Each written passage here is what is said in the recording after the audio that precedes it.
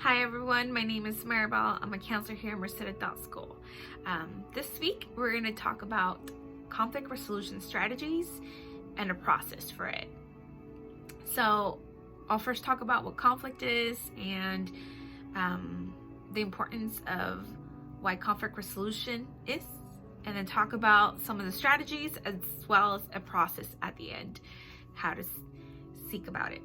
Okay, so what is conflict? Conflict is pretty natural. It happens every day. If you live around other people, it's a daily thing. But it is when we have a serious argument or disagreement with others, but it's normal because we all have different opinions.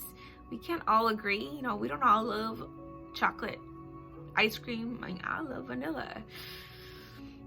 And the thing is that it is really important because it can lead to violence. Conflict can lead to violence. Violence, it's not good. You can get fired for that. It can be stressful when you have problems with other people, conflict with other people, and it can damage relationships, like with your partner, with your family, with your friends. And we all want people around us and have healthy relationships, right? So that's why it's important to know about conflict resolution. Okay, so conflict usually exists when one person's need is not being met by someone else. It could be a partner, it could be in a professional setting, it could be like at school, at work. For example, like I need more love. I need you to help me with my homework. So it can be from student to teacher, it can be, from a partner to another partner, it can be from anywhere, in any ways. Like I need this and it's not being met, so there's a problem. Okay, so if we want to be successful in relationships, in the workplace, school, in the community in general, we need to learn how to resolve conflicts. But conflict can be difficult, and people deal with it differently. And I'll talk about some right now, the general ways that people deal with conflict and how it's appropriate and not appropriate, and what's the best method or the best way to deal with conflict. So most people like to avoid conflict.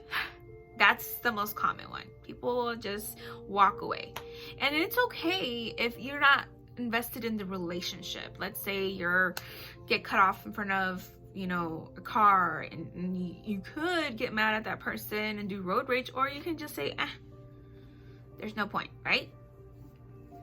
And then usually no one really gets what they want for the most part in that, but it doesn't matter if you're road rage because you're not hopefully see that person again, hopefully.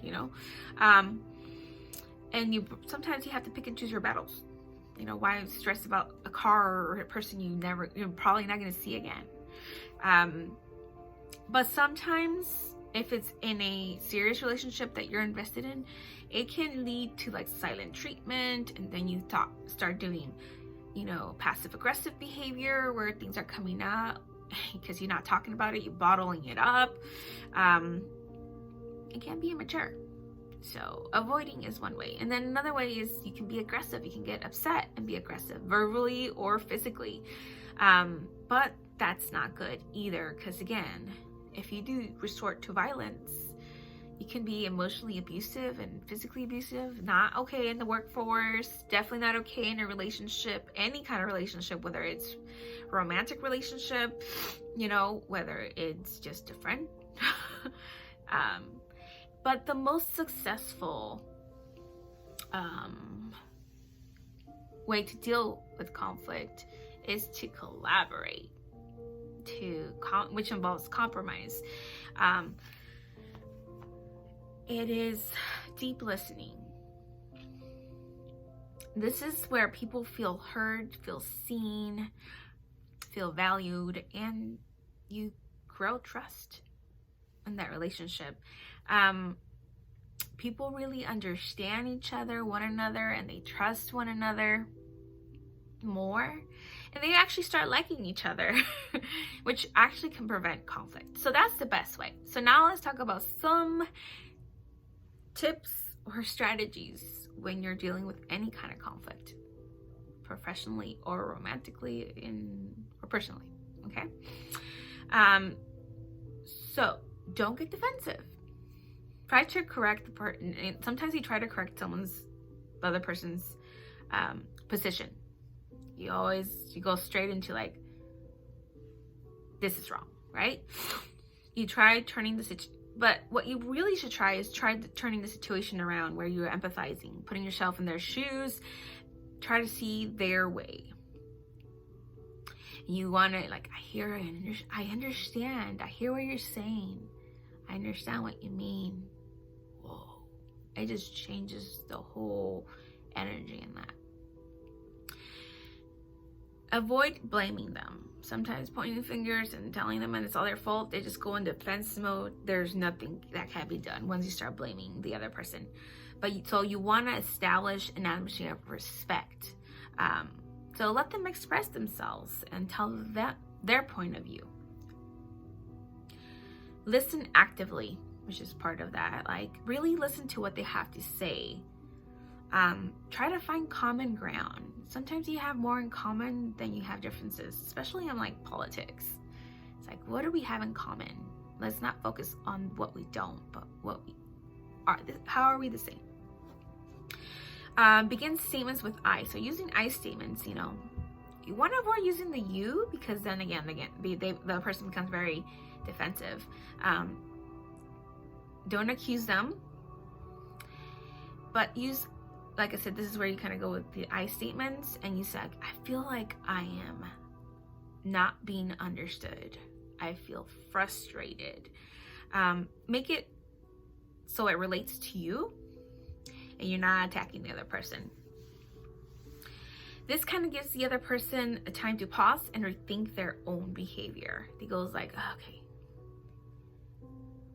the energy's not on me, it's on her or him. And I can maybe start thinking about what I did. Tame your emotions. So we always been told not to make any decisions without, when you're in high emotions, too happy, too sad, too angry, wait until you're calmed down and you're not full of emotions to discuss in a reasonable manner, which is really important. Sometimes people do need that space before they're able to talk, So, okay. Show that you can compromise. Sometimes being able to accommodate the other person is better, but make sure it's not always, because then that can be a problem itself. Make sure you're able to give and to take. Be able to come to an agreement and set your pride aside. Don't badmouth the other person because it's immature, they will feel betrayed, especially if it's someone you care about.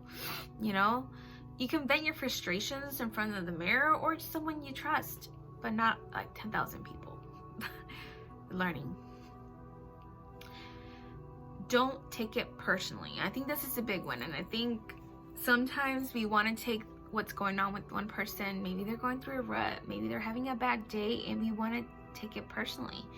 So sometimes you don't want to take it, and it's not an attack on you, okay? So separate yourself to the thing. Pay attention to nonverbal communication. Body language, facial expressions, eye contact, and voice tonality can speak a lot. We know that body language is like over 80, maybe people argue 90% of communication. So if words do not match their feelings, maybe, check in with them. Maybe they don't feel comfortable telling you everything. So you give them the white, the green flag to say, it's okay, tell me the truth. So yeah, pay attention to nonverbal communication, the body language. So know when to apologize and forgive. I think this is a big one because especially if you're at school and you are trying to understand like someone's point of view. Let's say a parent's coming to you and, I'm sorry you had to come all the way over here. Their feelings of maybe of irritation, their frustration go down when you just say, I'm sorry. Even though it's not your fault, like it helps the other person. Like, okay, you're like, they're not attacking me. They're apologizing. So sometimes it works to your benefit. And also be able to forgive, because not everyone's perfect. You know, sometimes we do have bad days, and sometimes things happen, and you know, it's nothing on you, and you just gotta learn to forgive that person. Just make sure it's not all the time. Right? Use humor when appropriate. So sometimes you can laugh at yourself, and I know I've used it. It helps break tension. Like, oh yeah, I know I can be an emotional wreck, you know, but not everyone can take a joke, so be careful with that. Some people don't like the comic relief, but I know I do. Like, and I can make fun of myself to kind of lighten the situation. And then if there's any tension, like, I'm sorry, it can be a little much here, right? Like a little baby. Remember the importance of relationship. Is it worth losing a relationship? Really think about before you starting arguing, like, is this worth losing my relationship with this person? You know, because no one likes to be around people who are not happy and they're angry or, you know, upset. So like, you want to turn things around and decide, like, do I want to fight? Do I want to argue? Is this worth losing my relationship? So evaluate that. That could be a friend, that could be a partner, that could be a professional, like a co-worker, you know, classmate. So think about that. So like I said, don't get defensive, avoid blaming the other person, don't be accusing them, listen actively, use I statements, make sure you're not too emotional, you know, wait for that. You can compromise, don't badmouth, and be immature. Do not take it personally. Pay attention to the body language, know when to apologize and forgive, use humor when appropriate, and remember the importance of the relationship. Like, is it worth it? So now let's talk about an actual process. And I kind of thought this was interesting. It was kind of nice. I like it because it's got an acronym. It's called STAVEN. Okay, so think of, S stands for source. What is the conflict? Let's say, or who it involves. Like, my partner is not giving me enough attention. So, okay, that's the source. Boyfriend, not enough attention. Got it. The T is for time and place. So, okay, this is the problem, but when is the best time to have a discussion about the problem? Well, let's say we both work during the week, maybe the weekend. Okay, so you're gonna do it on the weekend. Find time and place. And then A stands for amicable approach. So start with something positive when you're going to bring something up. Think of something very specific that they did that was good. It could be anything. Like, it's like, I really love when you, or appreciate that you come and drive all the way and spend your weekends with me. And I really appreciate that. It makes me feel loved. No, or just state something like, say, I appreciate you doing that. Thank you. Okay, that's the A. And the B is behavior. So identify the behavior that was the problem and focus on the facts. Okay, so I really noticed that you don't text me in the morning or in that night or even throughout the day much, you know. And that's it. That could be it. Okay, that's the behavior. And then the emotion is like, it really makes me feel like, so you are, I feel unloved. I don't feel appreciated. I don't feel like a priority, you know? Okay, there you go. That's your feeling, your emotion, the E for emotion. And then at the end, it's like, what do you need? And be specific, right? So what do you need to end the conflict? What do I need to end this conflict? What's gonna solve this? What's gonna resolve this, right?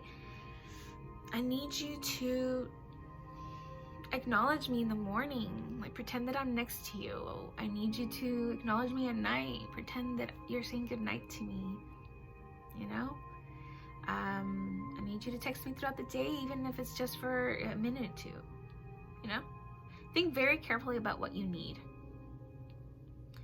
You know, I want to feel appreciated, and that will make me feel appreciated. That would make me feel loved. That would make me feel cared for. So that's it, the source. So what's the conflict? Time and place. When is a good time to have a discussion about the problem? The amicable approach. Make sure you talk about something positive. It's always good to start something good about the person. The behavior. So what is the behavior that you want to focus on, and stick with facts. And then emotion. So, you know, how you're feeling. How does it make you feel? And then your need. What do you want done? What do you need to resolve the conflict? There you go. So that's Staben. I think that was a good one. And last but not least, let's say that doesn't work. Definitely seek mediation. That's help from others. That could be from a community leader. It can be from teachers or a school counselor, right? Maybe coaches, friends, family, mentors. Sometimes you do need a third person to help you with things. So there you go. Hopefully that helped out. If you like this video, make sure you hit the like button and subscribe. Okay, I'll see you guys next week for another video. Thanks. Bye.